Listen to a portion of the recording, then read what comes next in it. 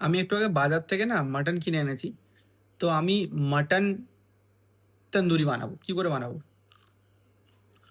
ও, দারুণ আইডিয়া! তুমি আম বাটনটুকু ভালো করে মেরিনেট করে নিতে পারো। দই, টক দই, লেবুর রস, দইয়ের সঙ্গে গরম মশলা, আদা রসুন বাটা আর একটু মশলা গুঁড়ো দিয়ে। তারপর ওভেনে বা তান্দুরি গ্রিলে ভালো করে সেঁকে নাও। কি দারুণ হবে। কি ম্যারিনেট করতে বললে? ঠিক আছে, মেরিনেট করার জন্য দই লাগবে, না না, কি লেবুর রস। কাকে কোন জিনিসটাকে ম্যারিনেট করতে বললে বুঝতে পারলাম না। হ্যাঁ, আমি বলছিলাম যে আম মাটনটুকুকে দই আর মশলা দিয়ে হ্যাঁ, ভালো করে মিশিয়ে মেরিনেট করতে হবে, কি আম যেন সেটি মাটন? ভালো। আম মাটনটা কি? হ্যাঁ, ঠিক আছে। আম মাটনটুকু ভালো করে সেই মশলাগুলো দিয়ে আরে, মাখিয়ে। আম মাটনটা কি? মাটন মাটন, খাসির মাংস। ও, ঠিক আছে, আমি বুঝতে পেরেছি।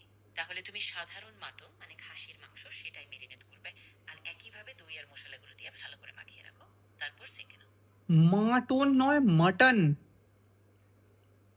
হ্যাঁ, বুঝেছি। মাটন মানে গরুর মাংস, সেটাই বলছো। আরে ওই গরু। দই আর আরে আমি হিন্দু, কি সব বকছো তুমি? গরুর মাংস আমাদের খেতে নেই। হ্যাঁ, ঠিক বলছো। আমি বুঝতে পেরেছি।